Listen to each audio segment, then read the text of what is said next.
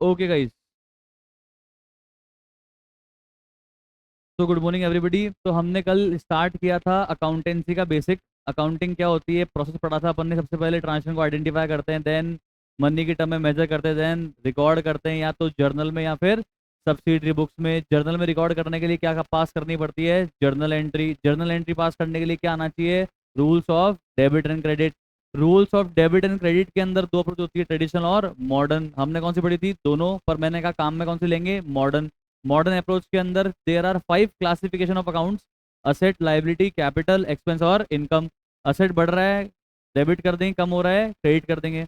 Liability, income, capital बढ़ रही है तो क्रेडिट, कम हो रही है तो डेबिट। एक्सपेंस बढ़ रहा है, डेबिट, कम हो रहा है, क्रेडिट। तो ये रूल्स पढ़ के आप जर्नल एंट्री पास कर दोगे जर्नल बुक के अंदर। या फिर आप क्या बना लोगे सर, बहुत सारी जर्नल, जिसको हम बोलेंगे सब्सिडरी बुक्स। क्या बनाएंगे हम, सब्सिडरी बुक्स। या तो आप बनाओगे एक जर्नल या बनाओगे आप सब्सिडरी बुक।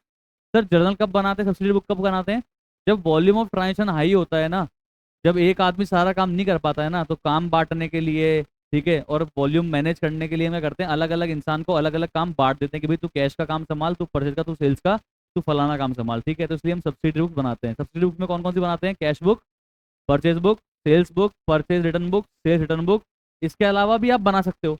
मान लो आपके फॉर्म के अंदर बिल्स रिसीवेबल के ट्रांजेक्शन बहुत सारे होते हैं, तो बीआर बुक बना लो। आपके फॉर्म के अंदर बीपी के ट्रांजेक्शन बहुत सारे होते हैं, तो बिल पेबल बुक भी बना लो। इसके अलावा एक तो बनानी कौन सी पड़ेगी, जर्नल प्रॉपर। कौन सी, कमॉन, जर्नल प्रॉपर। तो ये इनको बोलते हैं सब्सिडरी बुक का क्लासिफिकेशन। तो ये तो हो गई रिकॉर्डिंग पार्ट। रिकॉर्डिंग पार्ट करने के बाद क्या करते हैं हम लोग, क्लासीफाई करते हैं। रिकॉर्ड करने के बाद क्या करते हैं कमॉन, हम लोग ट्रांजेक्शन को क्लासीफाई करते हैं किस बुक के अंदर, लेजर बुक के अंदर। क्या बना के, लेजर अकाउंट बना के। क्या बनाए कमॉन, लेजर अकाउंट बना के। समझ में आ रही बातचीत, पक्का आपने पढ़ा था। इसके बाद लेजर अकाउंट बनाने के बाद जर्नल में रिकॉर्ड करते हो और लेजर में पोस्ट करते हो। तो ये एक दिन करते हो या साल भर करते हो या ईयर एंड पे करते हो, साल भर करते हो तो ये सिस्टमेटिक कंटिन्यूस प्रोसेस चलता है, वो भी क्रोनोलॉजिकल ऑर्डर में। जो जिसका पहले ट्रांजेक्शन होगा वो पहले रिकॉर्ड होगा, और जिसका बाद में होगा वो बाद में रिकॉर्ड होगा, ठीक है। ईयर एंड पे फिर क्या करना चाहते हो आप, समराइज। क्या जानना चाहते हो आप ईयर एंड पे, प्रॉफिटेबिलिटी पोजीशन और फाइनेंशियल पोजीशन। सबसे पहले बताओ, ईयर एंड पे आप directly trading P and L balance sheet बना देते हो क्या, या पहले आप ट्रायल बैलेंस बना के चेक करते हो, व्हाट डू यू थिंक। पहले बना लिया जर्नल, फिर बना दिया लेजर, साल भर करते रहे। ईयर एंड पे हमें समराइज करना है, उससे पहले आप ट्रायल बैलेंस बनाओगे या डायरेक्ट समराइज कर दोगे, ट्रायल बैलेंस बनाएंगे।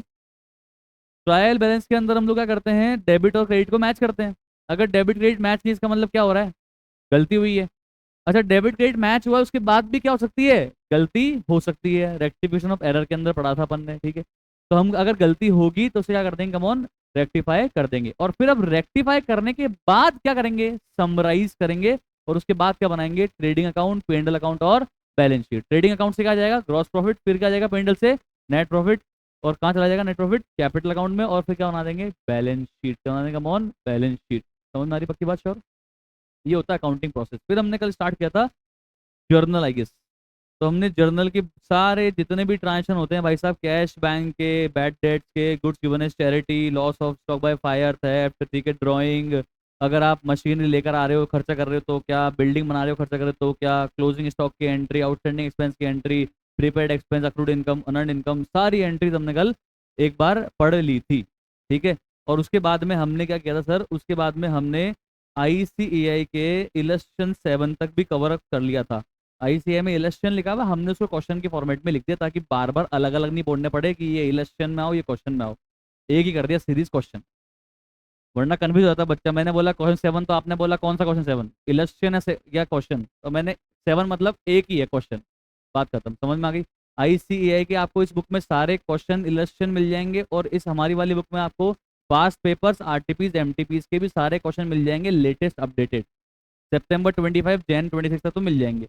उसके बाद मई तक, मई का तो अटेम्प्ट हुआ ही नहीं है, और एक आध अटेम्प्ट रह जाए तो अपन उस समय, अब सितंबर आप अटेम्प्ट दोगे, जब तक आपके मई अटेम्प्ट हो जाएगा तो वो वाला पेपर भी अपन सॉल्व कर लेंगे अलग से। सेट है कहानी, पक्की बात, श्योर, ठीक है। भाई अनम्यूट कर लो ना, चलो, सॉरी म्यूट कर लो। तो क्वेश्चन नंबर 7 तक हमने कल डिस्कस कर लिया था, बिल्कुल आसान से फर्जी से क्वेश्चन थे, ठीक है, कोई डाउट नहीं आया था। अब हम लोग आज क्या पढ़ने वाले हैं पता है, आज भी हम लोग जर्नली पढ़ने वाले हैं। अरे यार सर, यार आती है यार, पर क्या करें, मैंने तुम्हें बोला ना, अभी जब तक कम आवर्स का ड्यूरेशन चल रहा है ना लेक्चर का, तब तक अपन छोटे मोटे चिंदी टॉपिक्स खत्म करेंगे। और उसके बाद जैसे ही मुझे 3 घंटे मिलने लग जाएंगे ना दिन में, तब फिर मेरे को मज़ा आता है पढ़ाने में। 2 ढाई घंटे 3 घंटे ऐसे एक साथ वन शॉट पढ़ रहे हैं अपन रोज, तब फिर मैं आपके मेन टॉपिक स्टार्ट करूंगा, जैसे bills of exchange, rectification of error, depreciation, final account वगैरह वगैरह। ठीक है, तो आज हम लोग पढ़ने वाले हैं जर्नल एंट्रीज, और वो भी स्पेसिफिकली कौन सी जर्नल एंट्रीज, जीएसटी वाली। ये क्यों जरूरी है, क्योंकि सितंबर 25 में 3 से 4 मार्क्स की जर्नल एंट्री आ गई थी, वो भी कौन सी वाली, जीएसटी वाली। तो ये जरूरी आपके एग्जाम में आती है। ठीक है, तो पढ़ते हैं सर। कौन है भाई, चलो। दिख रहा है आपको ये क्वेश्चन नंबर 8 है ना, तो आप स्क्रीन पे देखो, और अब आप मुझे एंट्री बताना, ठीक है, कि भाई किसकी क्या एंट्री होने वाली है। ओके, तो सर परचेज किया गुड्स मैंने साहिल से for 50,000 plus CGST SGST at the rate 9% each. अब देखो पहले तो है ना, छोटी सी बात कर लेता हूँ आपसे, ये CGST SGST कब लगती है, वैसे तो आप पढ़ के आए होंगे, बट फिर भी एक बार बात कर लेते हैं। एक तो होती है बेटा इंटर स्टेट सेल, और एक होती है इंट्रा स्टेट सेल। इंट्रा का मतलब होता है with in the state, same state.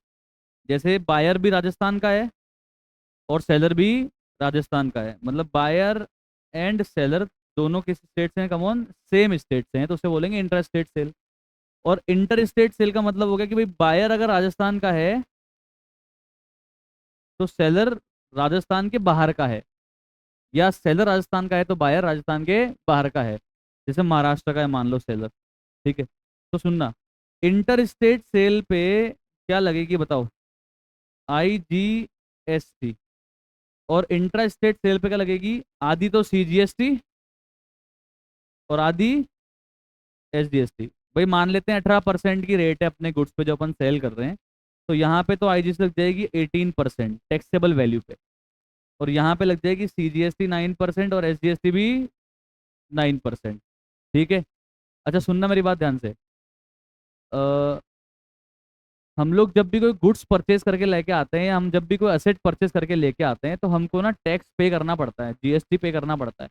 अब या तो अपन CGST SGST पे करेंगे, या फिर हम लोग IGST पे करेंगे। किसको पे करेंगे, गवर्नमेंट को या सेलर को, गवर्नमेंट या सेलर, सेलर। बायर क्या करता है, सेलर को पे करता है टैक्स, और सेलर किसको पे कर देता है आगे, गवर्नमेंट को। ठीक है, तो हम जब भी सेलर को टैक्स पे करके आएंगे ना, उस टैक्स की मुझे फ्यूचर में इनपुट भी मिलती है, उस टैक्स का मुझे फ्यूचर में फायदा भी मिलता है, इसलिए उस टैक्स को हम असेट मान लेते हैं और इनपुट में डेबिट कर देते हैं। ये तो पता पता पड़ा होगा आपने, है ना।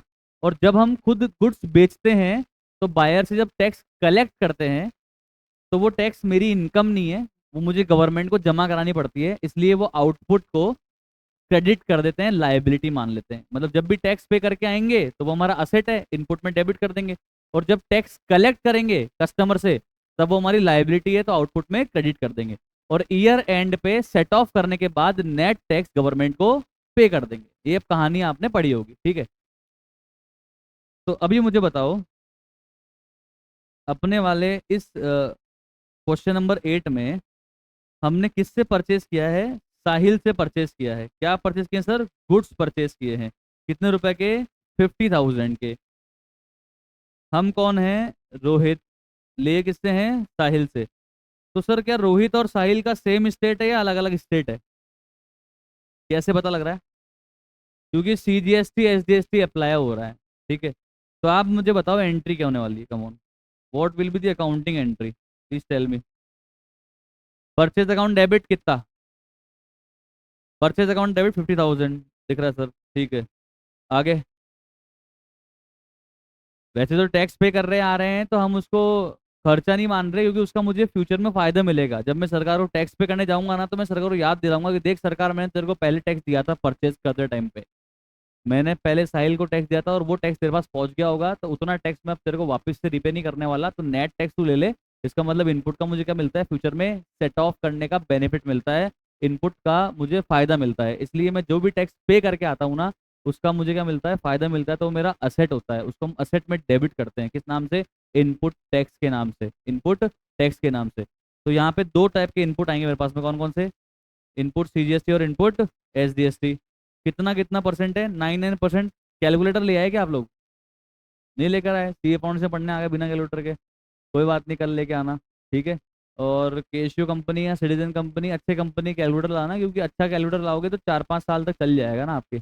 बस बैटरी चेंज करवा लेना, चलता रहेगा। और सोलर वाला भी होना चाहिए, जिससे कि अगर बैटरी नहीं है तो भी सोलर पावर्ड होना चाहिए, चार्ज हो जाएगा सोलर से, थोड़ी देर धूप में रखो चल जाता है। ठीक है। कैलकुलेटर अच्छा परचेस करना, काम आएगा। भाई 4.5 साल तो सीए में ही काम आ जाएगा आपके, उसके बाद बीकॉम में भी काम आएगा, है कि नहीं? तो कैलकुलेटर अच्छा परचेस करना, कोशिश करना कि उसमें टैक्स के बटन ना हो। कुछ होता नहीं है हालांकि, उससे मैं बता रहा हूँ आपको ऑनेस्टली। हालांकि मेरे वाले कैलकुलेटर में टैक्स के बटन हैं, क्योंकि अच्छे कैलकुलेटर में टैक्स होता ही है। बट टैक्स के बटन ना हो तो वो बेटर है, मतलब उस पर कोई प्रॉब्लम नहीं होगी फिर आपको। वरना कई बार क्या होता है, कॉलेज के अंदर कहते हैं ये टैक्स का क्यों बटन आ गया, ये तो परमिट ही नहीं होता, साइंटिफिक कैलकुलेटर तो सी एग्जाम में परमिट ही नहीं होता, ये नहीं होता, वो नहीं होता। तो इनके नाटक करते हैं। हालांकि हमारे साथ तो कभी करे नहीं, हम लोग दो दो कैलकुलेटर ले जाते थे। एक तो जिस पे हाथ बैठा हुआ है वो, चाहे टैक्स का बटन है तो भी, और एक एक्स्ट्रा में, कि कल को मान लो ये खराब हो गया, टूट गया, पड़ गया, टेंशन रहती है ना। अपन हिंदुस्तानी लोग हैं, घबरा जाते हैं एग्जाम देने से पहले। तो एक कैलकुलेटर और लेके जाना चाहिए, तो दो कैलकुलेटर ले जाना चाहिए। एक वहाँ पे जाके सबमिट कर देना चाहिए कि मैडम ये रख लो, लेते हैं वापस ले जाओ, क्या दिक्कत है? एडमिट कार्ड भी पहले जब आते हैं ना तो दो प्रिंट करा लेना चाहिए। एक अपने बैग में रख लो, एक कहीं स्कूटी की डिक्की में रख लो, या एक घर के किसी कोने में रख दो। तो कभी मान लो एकदम लास्ट टाइम पे रश नहीं हो जाए, मतलब एकदम टेंशन नहीं हो जाएगी यार कहाँ घूम गया, बच्चे घबरा जाते हैं। लास्ट में पेपर सेंटर में पहुंच गए, पता लग रहा है एडमिट कार्ड ही नहीं है, पता लग रहा है कैलकुलेटर नहीं है, कैलकुलेटर खराब हो गया। ठीक है, तो वो कहानियां नहीं होनी चाहिए। तो कैलकुलेटर आप परचेज कर लेना। और टैक्स का बटन नहीं हो तो ज़्यादा बेटर है, हो तो भी इतना लफड़ा नहीं आएगा। ठीक है। चलो, तो 50,000 है आपका टैक्सेबल वैल्यू। इस पे कितना परसेंट कम ऑन? 9%। कितना हो गया? 4,500 हो गया सीजीएसटी, 4,500 हो गया एसजीएसटी। तो हमसे कितना मांगता है साहिल ओवरऑल? 50,000 तो गुड्स के मांगता है, 4,500 जीएसटी के और 4,500 एसजीएसटी के। कितना हो गया ओवरऑल? 59,000। एंट्री क्या बनेगी? Purchase account debit 50,000, input CGST account debit. Expense या असेट? असेट मान रहा हूं मैं इसको, क्योंकि मुझे इसका फायदा मिलता है आगे। हर टैक्स का फायदा नहीं मिलता है, पर गुड्स पे जो अपन टैक्स पे करके आते हैं उसका तो फायदा मिलता ही है। ठीक है।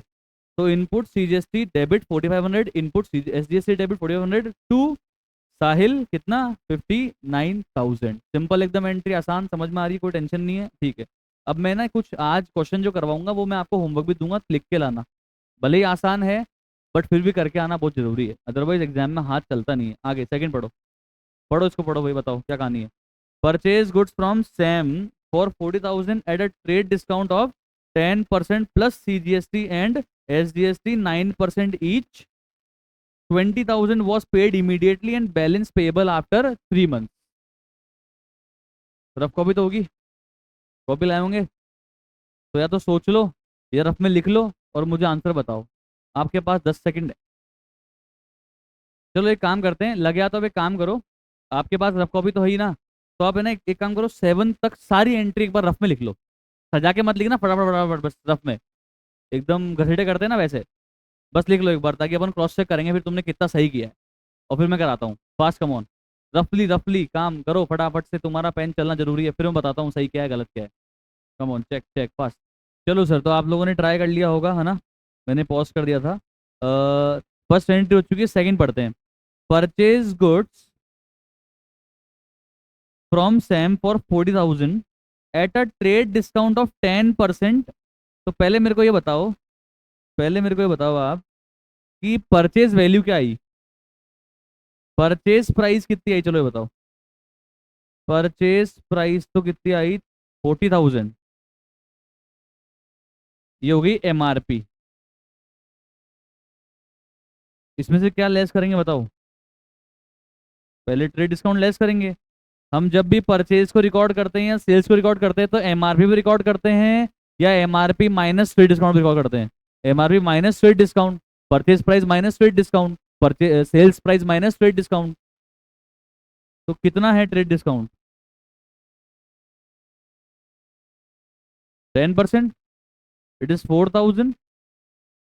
बताओ आपकी परचेज वैल्यू, इसको बोलेंगे कम ऑन क्या? Purchase value.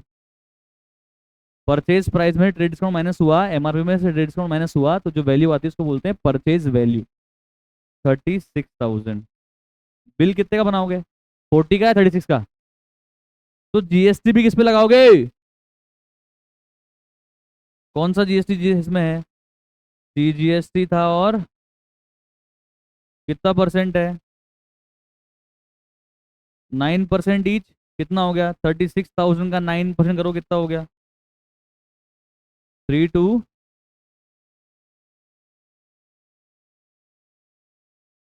कितना आ गया bill amount?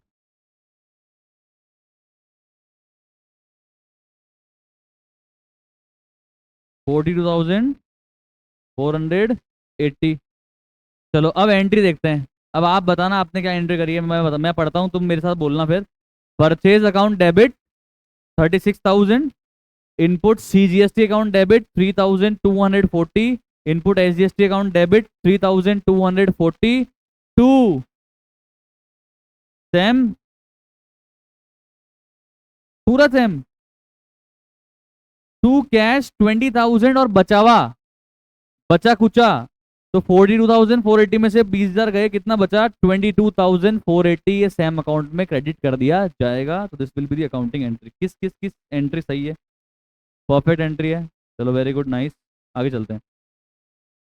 Third, goods costing 20,000। Sir please check करना, अच्छा पॉइंट है, बच्चे बड़े इसमें अटक जाते हैं, आप भी चेक करना आपने सही किया गलत किया है। Goods costing 20,000 withdrawn for personal use. मैं तो कह रहा हूँ तेल लेने का जीएसटी, अगर जीएसटी नहीं होता तो क्या एंट्री होती बताओ?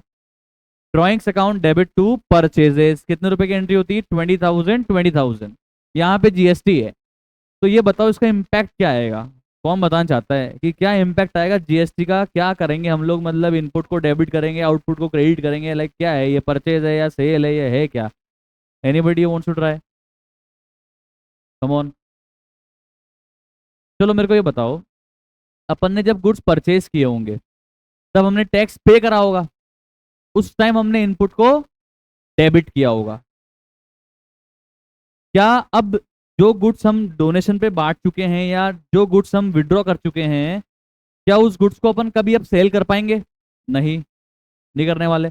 सेल नहीं करने वाले, तो क्या इन गुड्स के अगेंस्ट में कभी कोई आउटपुट टैक्स आने वाला है? नहीं आने वाला। इन गुड्स के अगेंस्ट में कोई आउटपुट टैक्स अब नहीं आने वाला, तो क्या इनपुट का फायदा मिलने वाला है या कभी नहीं मिलने वाला फायदा? कभी भी फायदा नहीं मिलने वाला। वापस सुनो, वापस सुनो। आप जब गुड्स परचेज करके लेकर आए तो आपने इनपुट टैक्स पे किया। आपने 100 रुपए गुड्स परचेज किए, उस पे आपने टैक्स पे किया 18 रुपए का, तो आप 118 रुपीज पे करके आ गए। ठीक है। अब आपने ये 100 की चीज को 150 में बेच दिया। अब 150 पे 18% कितना होता है? 27 रुपीज। तो आपने 177 रुपीज कलेक्ट कर लिए। ठीक है। ये 27 तो हो गया आपका आउटपुट। ये तो हो गया कमौन आपका क्या? आउटपुट। और ये 18 रुपए जो पे करके आए थे, क्या हो गया कमौन आपका? इनपुट। वापस सुनना, वापस सुनना, 2 मिनट। गुड्स परचेज करके लेके आया मैं। परचेज प्राइस क्या थी? 100 रुपीज। टैक्स कितना पे करके आया सेलर को? 18 रुपए। मेरे जेब से कितने रुपए बाहर गए? 118 रुपए। बताना मैंने परचेज के टाइम पे एंट्री क्या करी होगी? Purchase account debit 100। Input tax, अब नाम इनपुट जीएसटी बोल लो, अभी एसजीएसटी सीजीएसटी की बात ही नहीं कर रहा मैं। 18 रुपीज टू कैश या बैंक या डेटर 118। इसी 100 रुपए गुड्स को मैंने 50 रुपए मेरा मार्जिन ऐड करके 150 में बेच दिया। अब जितने में बेचूंगा उसी पे टैक्स कलेक्ट करूंगा। तो मैंने 150 में बेचा, तो 150 का 18% कितना हुआ? 27। तो बताओ सेल्स के टाइम पे मैंने क्या एंट्री करी? कैश या बैंक या डेटर अकाउंट डेबिट, कितने रुपए लेने उससे? तो इसमें से मेरी सेल्स के कितने हैं? सेल्स के इसमें से मेरी कमाई कितनी है? और टैक्स कितना है? टैक्स, और टैक्स कितना है? Tax come on. कौन आ रहा है? एंजल निहाली विनीत, एक सेकंड। किसी को लिंक दे।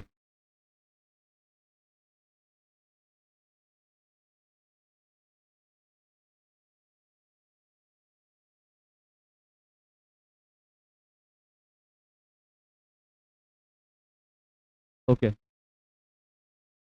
कोई ऑनलाइन स्टूडेंट है यार, यूट्यूब से देख के आइए। चलो छोड़ो। तो 150 का अपन सेल कर रहे हैं। अब 150 के ऊपर अपन ने कितना टैक्स कलेक्ट करा? 27। ये समझ आ गई? अब सुनना ध्यान से। जो गुड्स मैंने परचेज करा था और परचेज करते टाइम पे मैंने टैक्स पे किया था, उसी गुड्स को मैंने सेल कर दिया और सेल करते टाइम पे उसी गुड्स पे मैंने टैक्स कलेक्ट भी किया है। उसी गुड्स पे मैंने टैक्स कलेक्ट भी किया है। टैक्स कलेक्ट कितना किया? 27। और टैक्स पे कितना किया था? 18। सेम गुड्स पे सरकार को ऑलरेडी कितना टैक्स जा चुका है? ए ने बी को बेचा, अपन बी है, और अपन ने सी को बेचा, सी अपना कस्टमर है। अपन ने ऑलरेडी परचेज करते टाइम पे कितना टैक्स, ऑलरेडी कितना टैक्स ए के थ्रू सरकार को पे कर दिया है? वापस सुनो, अपन ने किससे परचेज किया? ए से। अपन कौन है? बी। अपन ने जब गुड्स परचेज किए थे, जब ए को अपन ने कितना टैक्स पे किया था? 18 रुपए। तो ए ने सरकार को कितने रुपए कर दिए थे? 18 रुपए। सेट है कहानी? पक्की बात? श्योर? भाभी बताओ, ये सेट है? पक्का श्योर? अब सुनना आगे। कुल मिला के इन गुड्स पे सरकार को कितना टैक्स ऑलरेडी जा चुका है ए के थ्रू? 18 रुपए जा चुका है। ठीक है। सेम गुड्स को अपन ने कितने में बेचा? 150 में। उस पे अपन ने कितना टैक्स लिया? 27। Same goods. तो हम क्या अब सरकार को 27 के 27 पूरे और पे कर देंगे क्या? तो सरकार के पास पहले 18 भी जा चुका, 27 भी जा चुका, तो डबल बार टैक्स नहीं पहुंच गया एक गुड्स पे। तो हम क्या करेंगे मालूम? हम सरकार को याद दिलाएंगे कि हे सरकार, हे गवर्नमेंट, हमने जब ये गुड्स परचेज किए थे ना, तब इन सेम गुड्स पे आपको 18 रुपीज का टैक्स ए के थ्रू पहुंचवा दिया था। अब सेम गुड्स पे हमने 27 कलेक्ट किए हैं, तो अब हम आपको 27 में से ये 18 माइनस करने के बाद कितना बचा? 9 रुपए का टैक्स आपको और पे कर देंगे। इसको पता है क्या बोलते हैं? इसको बोलते हैं 18 रुपए के इनपुट को 27 रुपए के आउटपुट में से सेट ऑफ करना। क्या बोलते हैं इसको? कम ऑन, सेट ऑफ करना। देखना सेट ऑफ की एंट्री क्या होगी, चेक करना। सेट ऑफ की एंट्री क्या होगी, चेक करना। अब सरकार को आउटपुट पे करेंगे, तो आउटपुट लाइबिलिटी है, पे कर रहे हैं तो डेबिट हो जाएगी। Output GST account debit 27। Already input, already कितना ऑलरेडी इनपुट पे करके आ गए थे, कितना टैक्स ऑलरेडी पे करके आ गए थे, कितना टैक्स ऑलरेडी पे करके आ गए थे? 18। उसका फायदा ले रहे हैं आज, असेट कम हो जाएगा और बच्चा कुछ नेट सरकार को अपन 9 रुपए पे कर देंगे। समझ में आ रहा है क्या? इसको बोलते हैं इनपुट को सेट ऑफ करना आउटपुट के अगेंस्ट में। इनपुट को सेट ऑफ करना आउटपुट के अगेंस्ट में। समझ में आ रहा है? जब हम गुड्स परचेज करके आते हैं तब ऑलरेडी टैक्स पे करके आ गए, उसी गुड्स को मैं आगे बेच रहा हूं तो उसी पे टैक्स कलेक्ट कर रहा हूं। तो पूरा टैक्स कलेक्टेड थोड़ा ना गवर्नमेंट को बेच दूंगा भाई, गवर्नमेंट को भेज दूंगा भाई। मैं गवर्नमेंट को याद दिलाऊंगा भाई कि सेम गुड्स पे 18 रुपए का टैक्स तुम्हारे पास आ चुका है। अब सेम गुड्स पे मैंने 27 रुपए कलेक्ट किया है, उसमें से मैं 18 तो आपको दे ही चुका हूँ। सेम गुड्स पे 27 रुपए मैंने कलेक्ट किया है, उसमें से मैं 18 तो आपको दे ही चुका हूँ। तो नेट में तुम कितना मांगते हो यार मेरे से? 9 रुपए मांगते हो भाई। समझ आ रहा है क्या? ये मत कह देना कि सर अपन ने 27 कलेक्ट किए, 18 तो अपने जेब में आ गए तो कमाई हो गई। अरे कमाई कैसे हो गई? 27 में से 18 तो अपन ऑलरेडी गवर्नमेंट को पहले ही देके आ चुके थे ना। तो अब गवर्नमेंट को और कितने जाने चाहिए? 9 रुपए ही जाने चाहिए। 9 रुपए ही जाने चाहिए। और सुनो, कॉमन सेंस लगाना। 100 रुपए की वैल्यू पे 18% के हिसाब से गवर्नमेंट को टैक्स जा चुका। अपन ने इस 100 रुपए की वैल्यू में कितना एड ऑन किया? अपन ने 100 रुपए की वैल्यू में कितना एड ऑन किया? 50 रुपए। तो अब सिर्फ गवर्नमेंट को कितनी वैल्यू पे टैक्स और जाना चाहिए? 50। 50 का 18% कर लो, 9 ही आ रहा है। 50 का 18% कर लो, कितना आ रहा है? 9 ही आ रहा है। सरकार को डबल टैक्स नहीं दे सकते, सरकार को नई वैल्यू पे टैक्स दे दो, पुरानी वैल्यू पे जिस पे टैक्स ऑलरेडी जा चुका है उस पे थोड़ा ना बार बार देंगे यार। समझ आया कि नहीं आया? इसी को बोलते हैं सेट ऑफ लेना। क्या बोलते हैं इसको? सेट ऑफ लेना। जितनी वैल्यू ऐड करते जा रहे हो उतनी वैल्यू पे सरकार को और टैक्स देते जाओ। पुरानी वाली वैल्यू में वापस टैक्स देने की जरूरत नहीं है। आ रहा है समझ में? पक्की बात श्योर है ना? इसको बोलते हैं सेट ऑफ। अब अपने वाले एग्जाम्पल में, अपने वाले क्वेश्चन में पॉइंट नंबर 3 में हो क्या रहा है चेक करना। इसलिए सारी कहानी बतानी बहुत जरूरी पड़ जाती है। अपने वाली कहानी में हमने गुड्स परचेज तो किए थे, ये वाले परचेज तो किए थे हमने ये वाले, और हमको लगा था कि हम इसको आगे फ्यूचर में क्या कर देंगे, बेच देंगे। बेच देंगे तो हमारे को कमाई भी मिल जाएगी और हमारे पास में टैक्स भी आ जाएगा, और सेट ऑफ करके हम सरकार को बचा हुआ 9 रुपए का टैक्स पे कर देंगे। पर अब हमारी कहानी में ट्विस्ट आ गया। हमने परचेज तो किया पर हमने आगे सेल नहीं किया। परचेज करते टाइम इनपुट को डेबिट तो किया, पर जब मैंने आगे इसको सेल ही नहीं किया, आउटपुट ही नहीं आया, तो इस इनपुट का फायदा आउटपुट के अगेंस्ट में से ले पाएंगे क्या, या फायदा ले ही नहीं पाएंगे? वापस सुनो। जब परचेज किया तब इनपुट डेबिट कर दिया, क्या मानते हुए इनपुट डेबिट कर दिया कि भैया इसका फायदा मुझे फ्यूचर में मिल जाएगा सेट ऑफ करने के लिए।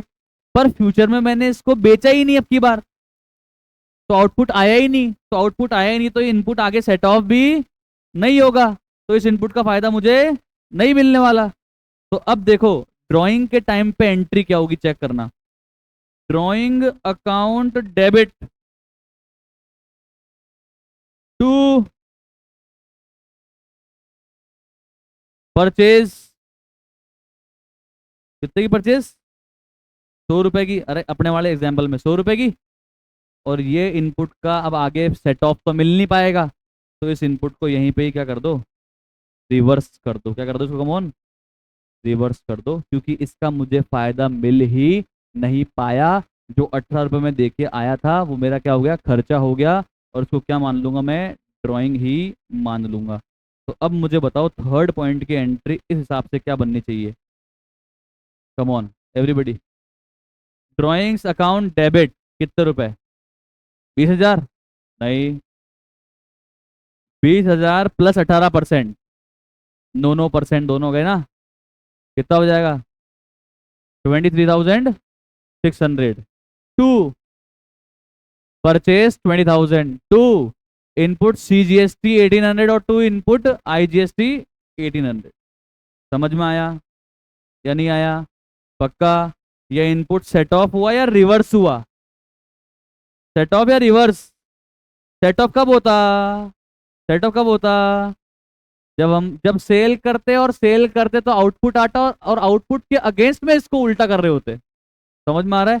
तो ये सेट ऑफ नहीं है सर, ये क्या है, रिवर्स है। क्योंकि इसका मुझे फायदा ही नहीं मिलने वाला ना, तो अपन सोच रहे थे फायदा मिलेगा, फायदा मिलेगा, असेट है, असेट है, पता पड़ रहा है असेट है ही नहीं, तो क्रेडिट कर दो। सिंपल है कि नहीं? समझ में आई बातचीत? पक्का श्योर? चले आगे, पक्का चले आगे। किस किस की सही थी एंट्री? 2 जनों की सही थी, चलो वेरी गुड। आपकी भी सही थी, 3 जनों की। चलो 4 point. Paid rent to Gagandeep for 30,000 plus CGST and SGST at the rate 6% each. देखो सुनना, आप ये मत समझ लेना कि सिर्फ गुड्स पे ही GST लगता है, सर्विस पे भी GST लगता है, गुड्स एंड सर्विस टैक्स। तो रेंट अगर अपन ने पे किया है गगनदीप को, तो गगनदीप ने अपने को सर्विस दी है, उसकी जगह यूज करने के लिए दी है अपने को, उसने जगह यूज करने के अधिकार दिया है, राइट दिया है अपने को, तो अपन ने सर्विस ली है उससे, तो अपन ने उसको रेंट पे किया, तो अगला अपने से रेंट पे भी टैक्स कलेक्ट कर रहा है। सिंपल है। तो एंट्री बताओ क्या होने वाली है? Rent account debit, input CGST account debit, input SGST account debit to, pay कर दिया तो कैश है बैंक, और पे नहीं करा तो टू गगनदीप। अब नाम लिखा हुआ था इसलिए इसका मतलब पे अपन ने नहीं करा है, तो टू गगनदीप या टू आउटस्टैंडिंग रेंट। समझ में आ रहा है? पक्की बात श्योर? क्लियर कहानी? पक्का है क्या? कोई टेंशन इसमें? चले आगे। गुड्स कॉस्टिंग, गुड्स कॉस्टिंग 5,000 किसके पहले? ट्रेड डिस्काउंट के पहले, मतलब भी ट्रेड डिस्काउंट में से माइनस करना है। हमने क्या कर दिए, सैम को रिटर्न कर दिए। सुनो मेरी बात, परचेज किस पे रिकॉर्ड करते हो आप? Purchase price minus trade discount पे। तो परचेज रिटर्न भी किस पे रिकॉर्ड करोगे? Purchase price minus trade discount पे। उसमें क्या है ना? Such goods were purchase by paying CGST and SGST 9%। कौन बता रहा है क्या एंट्री होनी चाहिए? ये तो अब आपको आनी चाहिए। परचेज किया था मैंने गुड्स पर, अब रिटर्न कर रहा हूं। परचेज किया था मैंने गुड्स पर, अब रिटर्न कर रहा हूं। परचेज किया तब मैंने इनपुट को डेबिट किया था इस उम्मीद में कि फ्यूचर में आउटपुट आएगा और उसके अगेंस्ट में कट ऑफ कर लूंगा। पर अब तो आउटपुट आएगा ही नहीं इन गुड्स के रेस्पेक्ट में, क्योंकि ये गुड्स तो मैंने क्या कर दिया, अब रिटर्न कर दिए। तो जो इनपुट मैंने परचेज के टाइम पे डेबिट किया था, अब रिटर्न के टाइम पे करना चाहिए, उसको क्रेडिट करना चाहिए ना। तो एंट्री क्या बनेगी? Same account debit to purchase return to input reverse कर रहे हो, टू इनपुट CGST और टू इनपुट SGST। 5,000 से या 5,000 minus trade discount plus tax. 5,000 minus trade discount plus tax से होगा सेम डेबिट। 5,000 माइनस 10% है ना? कितना है ये? 4,500 प्लस 18% करो, कितना आ रहा है? 5,310 टू परचेज रिटर्न कितना? 4,500। अरे परचेज ही 4,500 की थी, तो परचेज रिटर्न भी 4,500 की होगा ना यार। और फिर इस पे टैक्स आ गया, रिवर्स कर दिया। सेट ऑफ में हुआ है क्या या रिवर्स हुआ है? Set of reverse. Reverse set of किसके सामने होगा? आउटपुट के सामने। यहाँ पे आउटपुट नहीं है, ठीक है, क्योंकि ये गुड्स सब में सेल ही नहीं करने वाला, तो रिवर्स है। ठीक है जी, ऑनलाइन समझ में आ रहा है? समझ में आ रहा है क्या ऑनलाइन? यस और नो? चलो आगे देखो। Purchased furniture for 44,800 including IGST। Simple है sir. Furniture account debit 44,800, input IGST account debit 44,800 का कितना परसेंट? 18 नहीं 12%। कितना हो गया? 5,376। कैलकुलेटर लेके आना कल।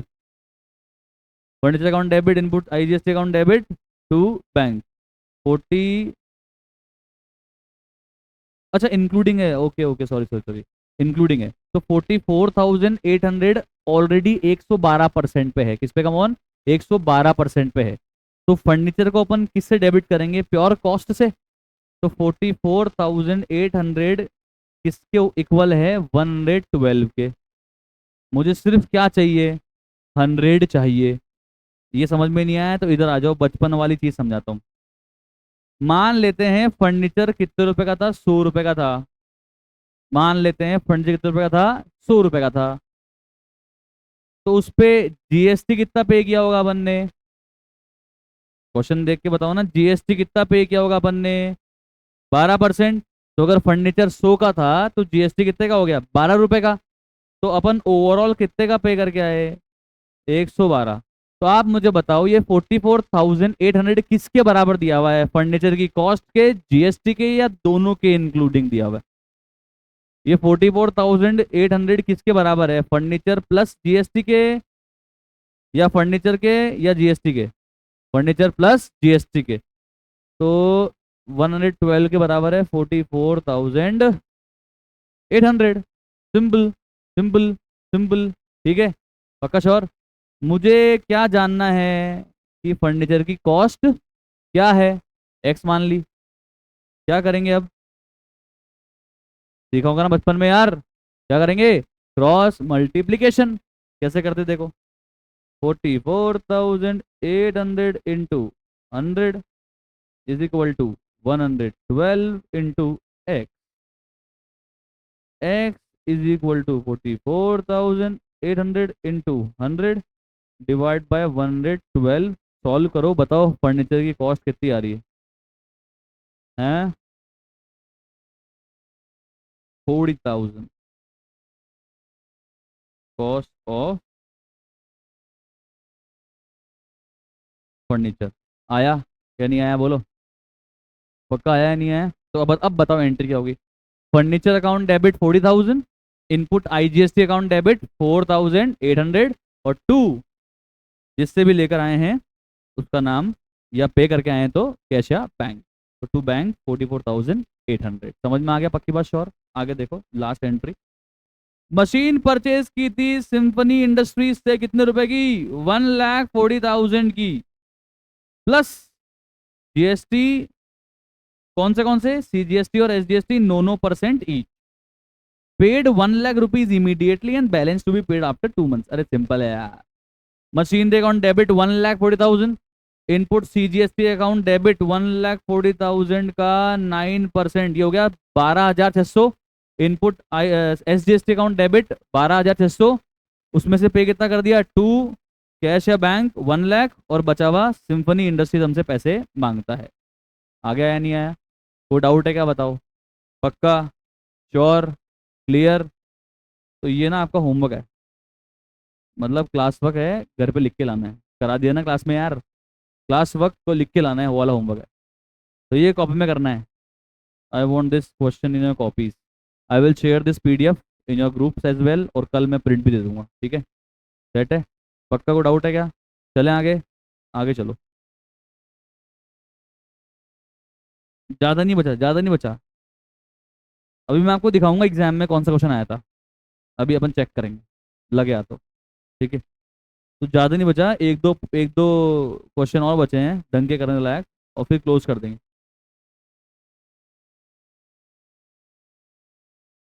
we'll solve question number 16 as well, then we'll do no 12। तो क्या फर्जी बड़ा पूछ रखा है यार, ये आई से मजाक करती है, क्वेश्चन 10, और बस ये एक और, तो 4 क्वेश्चन छोटे छोटे करने हैं, अगले 15 मिनट में हो जाएंगे, फटाफट से चलो, अब है ना टाइम वेस्ट नहीं करेंगे, अब साथ साथ करेंगे, चलो come on. Generalized the following transaction in the books of miss Nidhi traders, okay, तो आप सब वो मिस निधि ट्रेडर्स के ओनर, और आपको अपनी बुक्स में जर्नल एंट्री पास करनी है। 3 जुलाई को गुड सेल किया आपने, कितने रुपए के, 50,000 के, कितने, कम ऑन, 50,000 के, एंट्री बताओ। हाँ जी, अब खुद लिखा हुआ है किसको बेचा, नाम लिखा हुआ है नहीं, इसका मतलब पैसा आ रहा है, तो कैश या bank account debit to sales 50,000, to output CGST 50,000 का 6% कितना होता है,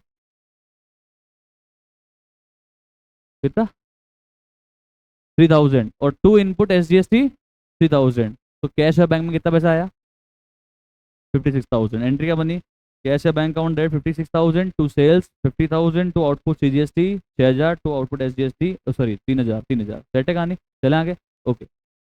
sold goods to Surjeet for 28,000 including इसमें क्या इंक्लूडेड है, सीजीएसटी एसजीएसटी इंक्लूडेड है, तो बताओ ये 28,000 किसके बराबर है, ये 100 के बराबर है या 112 के बराबर है, बताओ यार, कम ऑन यार, 6% सीजीएसटी जुड़ा हुआ है, 6% एसजीएसटी जुड़ा हुआ है, तो ये किसके बराबर है, 112 के, समझ में आ रहा है क्या, इट इज इक्वल टू 112, कैसे, 100 रुपीज का तो इसमें कॉस्ट होगा गुड्स का, मतलब सेल वैल्यू होगा, उसके बाद 6% का सीजीएसटी होगा, 6% का एसजीएसटी होगा, तो इट इज इक्वल टू 112। याद रखना, एक बात बता रहा हूँ, जो जिसके बराबर होता है उसको उससे डिवाइड करते हैं, जो जिसके बराबर होता है उसको उससे डिवाइड करते हैं, और जहां जाना है उससे मल्टीप्लाई करते हैं, मुझे सेल वैल्यू पे जाना है, तो 28,000 किसके बराबर है, 112 के, डिवाइड कर दिया, मुझे जाना कहाँ पे है, सिर्फ सेल वैल्यू के जो 100 के बराबर है उससे मल्टीप्लाई कर दिया, ये क्रॉस मल्टीप्लिकेशन थ्योरम ही है, उसको मैंने एक लाइन में बना रखा है, जो जिसके बराबर है उसको उससे डिवाइड करते हैं, जो जाना है मुझे उससे मल्टीप्लाई करते हैं, दैट्स इट, कभी भी अटकोगे नहीं, ठीक है? ये क्रॉस मल्टीप्लिकेशन थ्योरम ही है। तो कितना आ जाएगी बताओ, सेल वैल्यू कितनी आ जाएगी, तो 28,000 डिवाइड बाय 112 इंटू 100, तो 25,000 की सेल वैल्यू आ रही है, तो एंट्री बताऊं क्या होगी, एंट्री होगी Surjeet account debit 28,000, to sales 25,000, to output CGST 1,500, to output SGST 1,500, कैसे आया वापस से लिख के बता रहा हूँ, 28,000 मुझे ये वाला अमाउंट दिया हुआ था, अब सोचो ना, खुद सोचो, ये 112 है, ये 100 है, ये 6 है, और ये 6 है, तो 28,000 किसके बराबर है, 112 के, जाना का है मुझे, 100 जानना है ना मुझे, तो ये, तो इसलिए आंसर आ गया, आया समझ में या नहीं आया, this is cross multiplication theorem, कोई नई चीज नहीं है, this is cross multiplication theorem. Set है? किस को समझ में आ गया? सबको समझ में आ गया?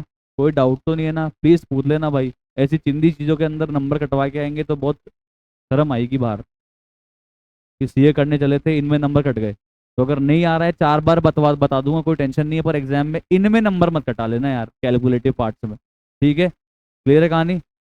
चलो। Received 25,200 from Surjeet in full settlement, in full settlement of his account of 28,000। 28,000 मांगते हैं सुरजीत से, कितने मिले? 25,200 मिले। एंट्री बताओ इसमें क्या है यार, कम ऑन। कैश या bank account debit 25,200, discount allowed account debit 2,800, और टू सुरजीत 28,000। पक्का है क्या? श्योर? क्लियर कहानी? पक्की बात है क्या? कंफर्म एकदम? श्योर है ना? क्या यार, ऐसे कैसे गलती कर सकता है आईसीआई? जितनी वैल्यू का अपन डिस्काउंट अलाउ कर देते हैं ना उस पर। हाँ, चलो कोई नहीं, डिस्काउंट की बात हम बाद में वापस करेंगे, अभी चलते हैं आगे। 6 point. Sold goods to Kapil for 30,000, charge IGST at the rate 12%। ठीक है भाई। Received 12,000 immediately and balance to be received after 1 month. आराम से एंट्री सोचो अपने दिमाग में, दिल में। ठीक है? और आप मेरे को एंट्री बताओ। सोच ली पहले? सोच रहे हो? आसान है। देखो एंट्री क्या बनेगी? Bank account debit, Kapil account debit to sales और टू आउटपुट IGST। पहले तो बताओ ये एंट्री समझ में आएगी क्या? अमाउंट अभी देख लेंगे, वो टेंशन नहीं है। सेल्स कितने रुपए की है? अरे 30,000 की है ना यार। कितना परसेंट है इसका? 12%। कितना होता है 30,000 12%? 30, कितना हो गया ये? 33,600। इसमें से कितने आ रहे हैं अभी के अभी? कितने बचे? 21,000 आ गया? पक्का श्योर? नहीं आया? पहले ये क्रेडिट वाला पार्ट कंप्लीट करना, फिर ये जितना पैसा आ गया वो कंप्लीट करना, फिर आ जाएगा बैलेंसिंग फिगर। कोई डाउट है क्या? ये देखो एंट्री। ओके, चलें आगे। चलो sir. Kapil was allowed rebate, rebate मतलब, रीबेट मतलब अपन ने दिया है कपिल को, कपिल ने अपने को दिया है? हाँ, कपिल को अपन ने रिबेट दिया है। कपिल को अपन ने रिबेट दिया है 6,000 का, क्योंकि जो गुड्स हमने सप्लाई उसको किए थे ना वो क्या हो गए? डिफेक्टिव। क्या हो गए? Come on, defective. अपन कपिल से 5,000 रुपये कम अब रिसीव करेंगे, मतलब गुड्स के प्रति जो 5,000 रुपये ना वो अपन अपने को कम मिलेंगे, because we have allowed him rebate. आपको पता है डिस्काउंट और रीबेट में क्या फर्क होता है? चलो बताओ, डिस्काउंट और रीबेट में डिफरेंस क्या होता है? चलो और अच्छा कर देते हैं। ट्रेड डिस्काउंट, कैश डिस्काउंट और रीबेट में क्या डिफरेंस होता है? कैश डिस्काउंट, ट्रेड डिस्काउंट और रीबेट अलाउड में क्या डिफरेंस होता है? यार 12th क्लास पास कर ली यार, कम ऑन यार, हाथ तो ऊपर करो यार। गलत बोल देना, क्या हो गया? ट्रेड डिस्काउंट, कैश डिस्काउंट और रीबेट अलाउड में क्या डिफरेंस होता है? हाँ बताओ, सृष्टि बताओ।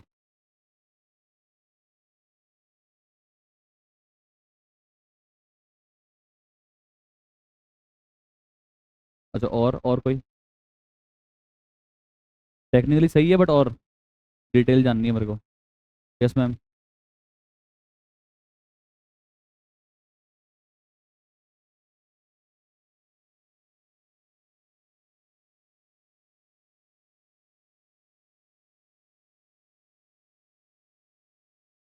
डील होने के बाद में जो डिस्काउंट है ना सर, वो रिबेट है। और डील के टाइम पे जो डिस्काउंट है ना, वो ट्रेड डिस्काउंट या कैश डिस्काउंट है।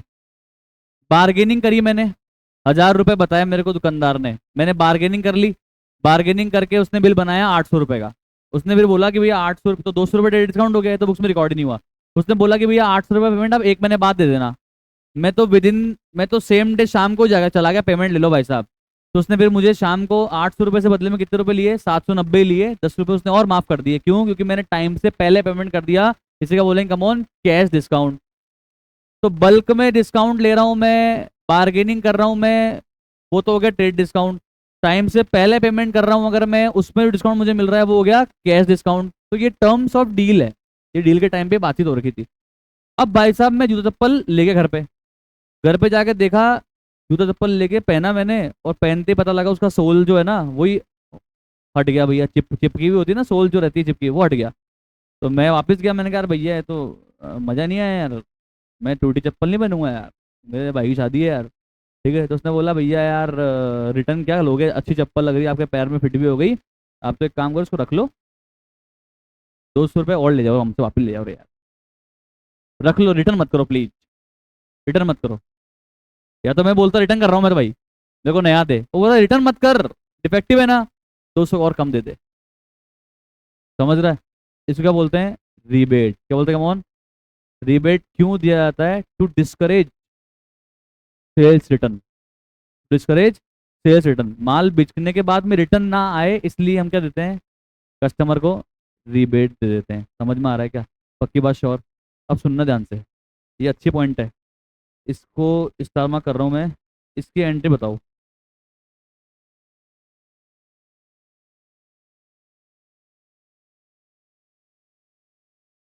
कौन बता रहा है इसकी एंट्री? एंट्री बताओ ना।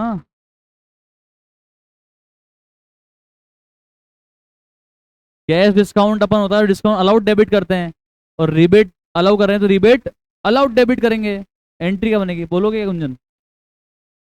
ट्राई कर लो यार।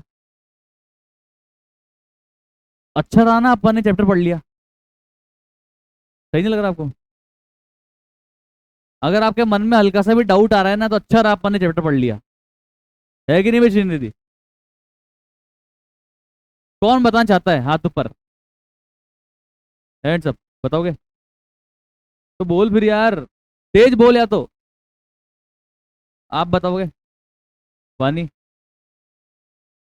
के पास, अक्षिता, आपका अवनी, आप बताओगे? बताओ दीदी बताओ।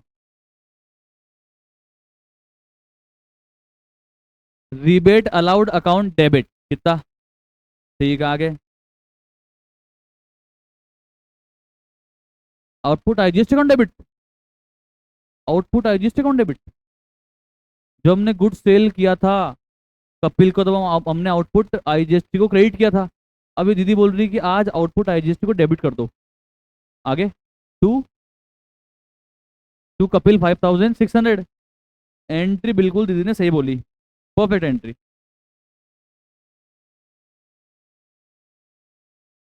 अब ये बताओ ये आउटपुट रिवर्स क्यों हुआ? यार जब 5,000 और उस पर टैक्स ही मुझे कम मिलेगा, तो मैं सरकार को उस पर टैक्स से जमा कराऊंगा। नहीं समझ में आ रहा क्या? अरे मैंने कस्टमर से ही कम लिए हैं 5,000 और उस पर टैक्स। तो जो आउटपुट मैंने पहले मान लिया था कि भाई मुझे कस्टमर दे देगा तो मैं गवर्नमेंट को जमा करवा दूंगा, अब मुझे गवर्नमेंट इस पे टैक्स, मतलब अब मुझे कस्टमर इस पे टैक्स देने ही नहीं वाला, तो मैं गवर्नमेंट को जमा कैसे कराऊंगा? तो मुझे आउटपुट क्या करना पड़ेगा? रिवर्स करना पड़ेगा। पहले इनपुट रिवर्स हुआ था, यहाँ पे आउटपुट रिवर्स हुआ है। पहले इनपुट रिवर्स हुआ था क्योंकि उसके अगेंस्ट में अब आउटपुट नहीं आ पा रहा है, क्योंकि उसको मैं बेच नहीं पा रहा। और अब आउटपुट रिवर्स हो रहा है, क्यों? क्योंकि बेचने के बाद इतना पैसा मुझे मिल नहीं पा रहा। समझ में आ रहा है क्या? तो इसको क्या बोलेंगे? Output reversal. क्या बोलेंगे इसको? Output reversal. अच्छा रहा ना करवा दी। एग्जाम में आते हैं ना 2-3 नंबर कट जाते हैं फालतू के, बहुत दुख होता है, सही बता रहा हूँ। बच्चों ने कटवाए हैं क्योंकि मेरे को पता है। ठीक है, 70 और 25 के अंदर आया यार। ये एंट्री समझ में आ गई? पक्का श्योर? चलें आगे। चलो जी, ये भी कॉपी में करना है, ध्यान रखना। जो भी मैंने आज कराया ना क्वेश्चन, वो कॉपी में इसका आंसर करके आना है आपको, ऑब्वियसली। ठीक है। Sold goods to Manpreet for 1 lakh. और कोई भी डाउट है प्लीज आप लगे हाथों मुझसे पूछ लेना, कुछ मत शर्माना। Sold goods to Manpreet for 1 lakh at a trade discount of 20% charge IGST. ये बहुत सिंपल एंट्री है। चलो बताओ सेल वैल्यू कितनी है? 1 लाख की है या 1 लाख माइनस 20% 80,000 की है? तो सेल्स वैल्यू है 80,000, सेल्स को क्रेडिट करेंगे 80,000 से। आउटपुट आईजीएसटी कितना आएगा? 80,000 का 12% कितना होता है बताओ? 9,600। तो एंट्री क्या बनेगी? Manpreet account debit 89,600 to sales 80,000 और टू आउटपुट आईजीएसटी। कोई दिक्कत? ये तो आसान था बिल्कुल। ठीक है। लिस्ट प्राइस 20,000, लिस्ट प्राइस का मतलब होता है बेटा before trade discount, MRP. Trade discount minus इसमें से नहीं हुआ हुआ है, करना पड़ेगा। अब सुना ध्यान से। मनप्रीत को अपन ने क्या ये 1 लाख की लिस्ट प्राइस पे माल बेचा था या list price minus trade discount में माल बेचा था? बताओ बताओ। मनप्रीत को अपन ने 1 लाख की सेल्स, 1 लाख की सेल वैल्यू पे गुड सेल किए थे या 1 लाख माइनस 20% पे सेल किए थे?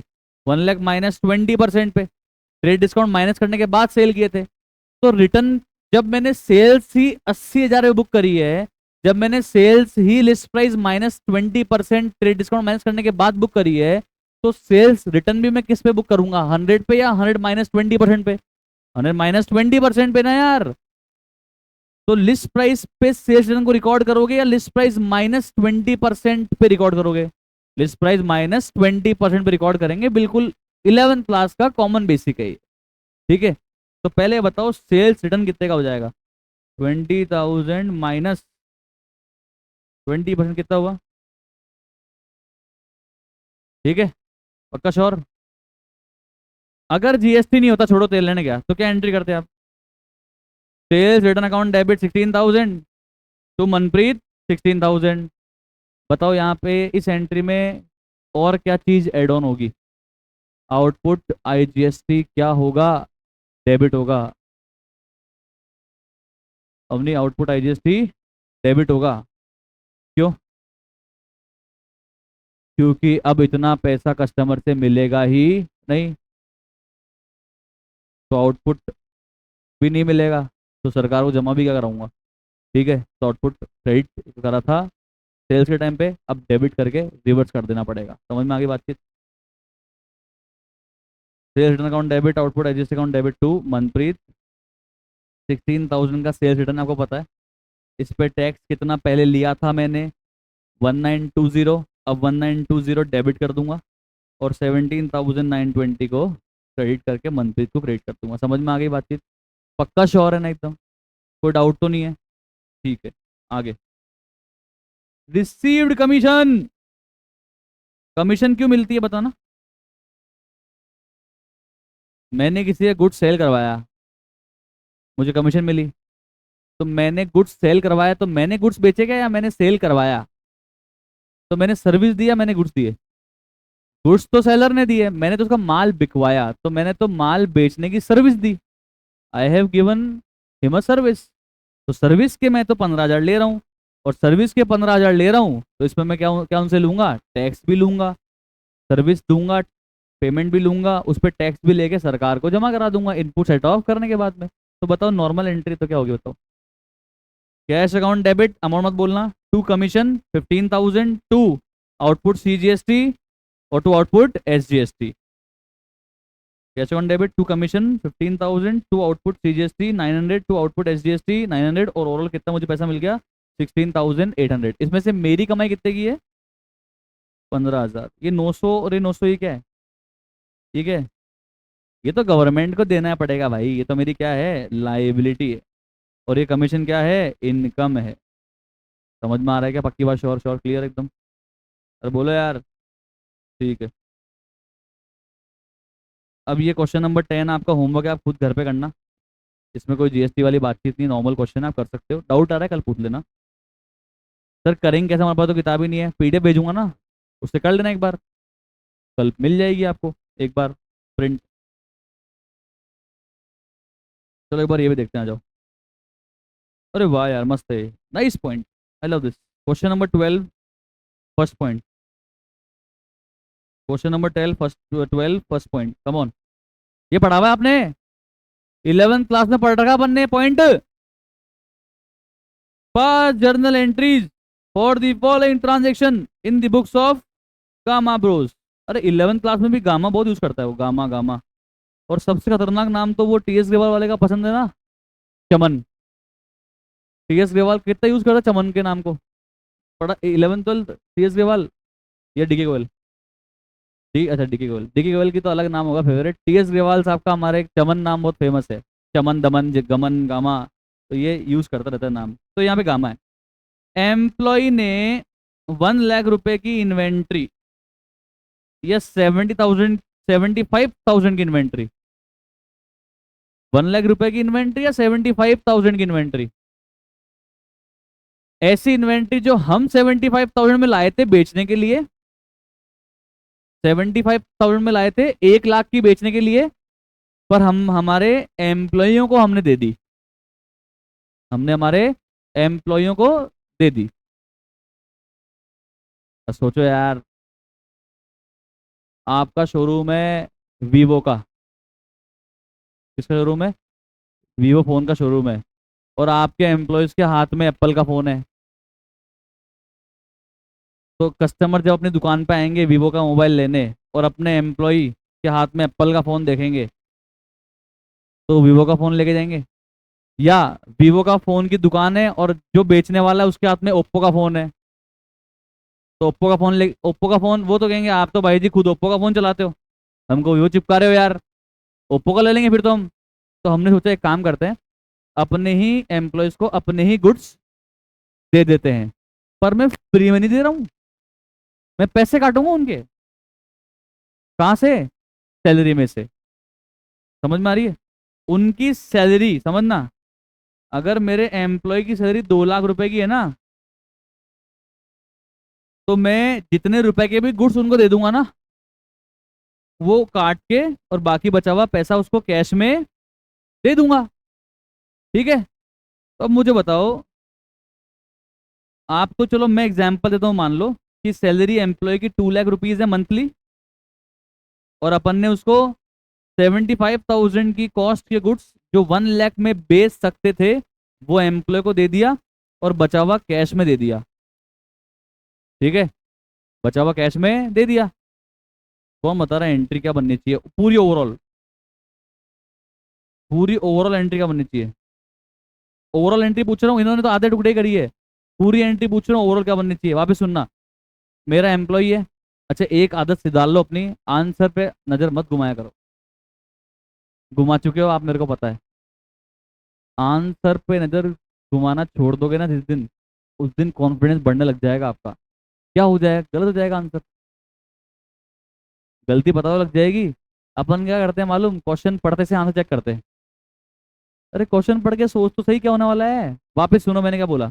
मैंने बोला मेरे यहाँ पे एक एम्प्लॉई है एक्स, मिस्टर एक्स, उसकी तनख्वाह है महीने की 2 लाख रुपए, और मैं चाहता हूँ कि मैं उस मिस्टर एक्स को अपने गुड्स के सामान दे दूँ।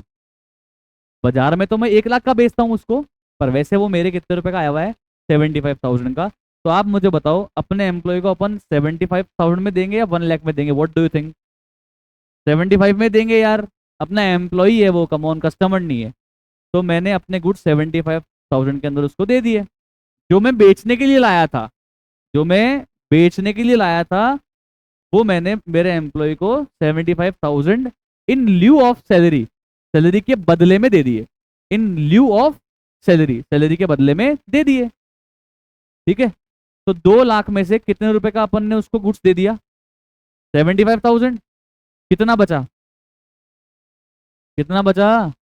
1,25,000। अब क्या दे देंगे? 25 का कैश दे देंगे। एंट्री बताओ ओवरऑल क्या बनेगी? Salary account debit 2 lakh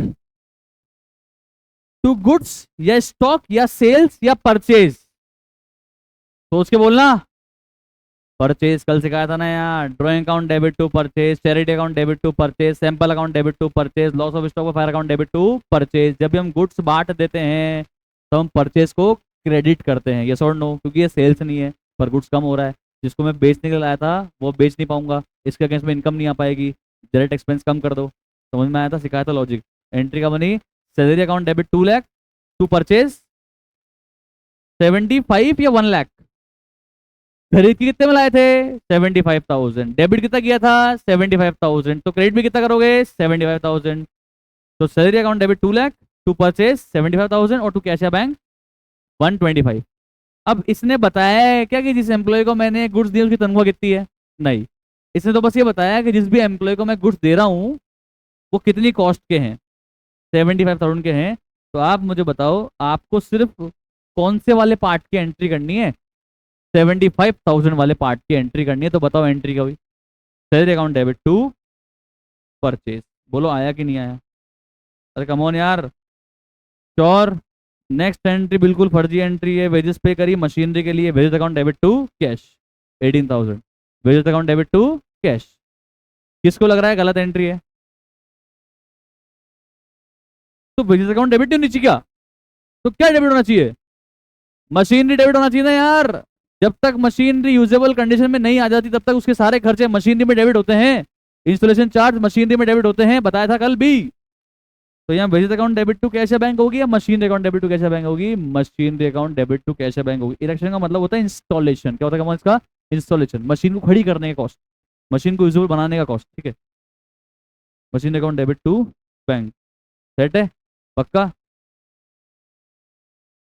proprietor की खुद की कोई लाइबिलिटी थी पर्सनल इनकम टैक्स की? सोल प्रोप्राइटरशिप में इनकम टैक्स एक पर्सनल लाइबिलिटी होती है ओनर की। ठीक है, 17,000 रुपए की वो हमने पे कर दिया भाई साहब। वो भी कहाँ से पे कर दिया? कहाँ से पे कर दिया? पेटी कैश।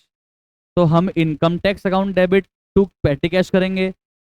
हमारा एक्सपेंस है, ये फर्म का एक्सपेंस है, ये या ओनर का एक्सपेंस है? ओनर का एक्सपेंस है। इनकम टैक्स जो होता है ना, जिसको नहीं पता बता देता हूँ, सोल प्रोप्राइटरशिप फॉर्म के अंदर ओनर का खर्चा होता है इनकम टैक्स देना, फर्म का खर्चा नहीं होता। तो अगर फर्म ने ओनर के खर्चे को पे किया है तो एक तरह से ये क्या है? ड्रॉइंग है। क्या है ये? ड्रॉइंग। ओनर के पर्सनल एक्सपेंस पे कर रहे हो यार आप फर्म से, तो क्या है ये? ड्रॉइंग है। आप ये मत कहते ना रिकॉर्ड ही नहीं होगा। रिकॉर्ड कैसे नहीं होगा? धंधे का पैसा मार गया तो रिकॉर्ड तो होगा, पर धंधे का खर्चा नहीं है ये। तो अपन expense account debit to cash नहीं करेंगे। हम क्या एंट्री करेंगे? Drawing account debit to cash या पेटी कैश करेंगे। समझ में आ रही बातचीत? तो एंट्री हो जाएगी drawing account debit to petty cash. क्यों बताओ ड्रॉइंग डेबिट हुआ? इनकम टैक्स क्यों डेबिट नहीं हुआ? क्योंकि ये इनकम टैक्स बिजनेस का खर्चा था ही नहीं। ये इनकम टैक्स तो ओनर का पर्सनल खर्चा था जो हमने पे कर दिया। और अगर हम ओनर का पर्सनल खर्चा पे करेंगे तो वो क्या है? ड्रॉइंग है। क्या है? कम ऑन, ड्रॉइंग है। एक तरह से ओनर की पर्सनल लाइबिलिटी पे कर दी अपन ने यार। तो drawing account debit to petty cash. Goods purchase किए किससे? नवीन से। कितने रुपए के? 2 लाख की तो लिस्ट प्राइस है। 10% का ट्रेड डिस्काउंट कितना हुआ? 2 लाख माइनस 10%, 180। 180 गुड्स अपन ने परचेज किए नवीन से। 5,000 कैश डिस्काउंट भी मिल गया। अरे वाह यार। एंट्री बताओ, बहुत इजी है यार, come on. Purchase account debit 2 lakh या 180? 180। परचेज अकाउंट डेबिट 180 बिल्कुल सही। टू कैश 175 और टू डिस्काउंट रिसीव्ड 5,000। सिंपल, एकदम आसान। क्लियर? कोई दिक्कत है? दिक्कत है या नहीं है? नहीं है?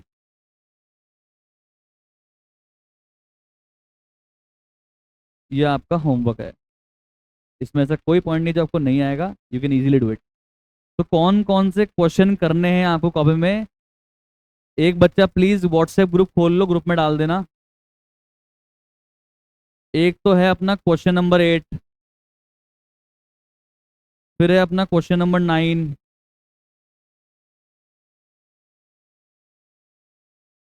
फिर है अपना ये क्वेश्चन नंबर 10। आपका होमवर्क है, मैंने दे दिया, कॉपी में करके लाना है। Question number 10, question number 12।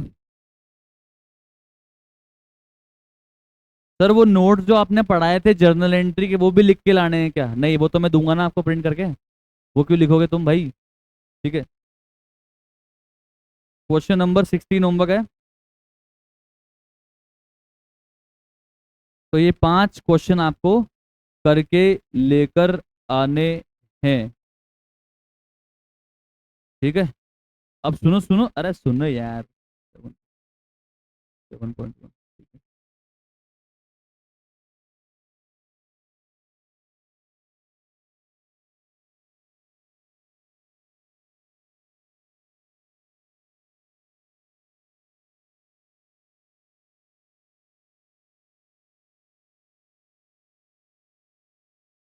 देखो मैं आ गया हूँ 7.28 पे मॉड्यूल की। ये है आपका रेक्टिफिकेशन ऑफ एरर का चैप्टर। अब मैंने क्या कर रखा है सर, इस ये क्वेश्चन आया था आपके सितंबर 25 में, मैं बता रहा हूँ सितंबर में आया, सितंबर में आया। तो हमने इसको आरओई में क्यों डाल रखा है, क्योंकि इसके अंदर majorly point rectification of error के हैं। इसमें majorly point rectification of error के हैं, इसलिए मैंने इसको रेक्टिफिकेशन ऑफ एरर में डाल रखा है। ठीक है, क्लियर है कहानी।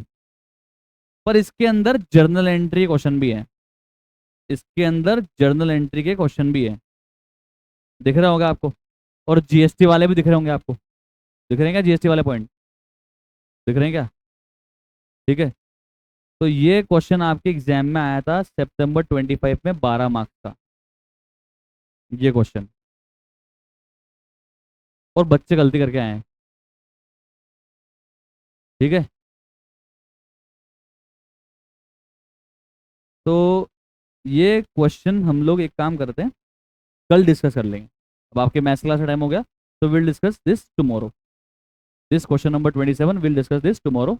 उसके बाद में हम लोग फिर कल सब्सिडी बुक्स ऑलमोस्ट खत्म कर देंगे, एंड देन कैश बुक भी कल खत्म हो जाएगा। ओके, सेट है कहानी। चलो bye bye, thank you so much, have a nice day.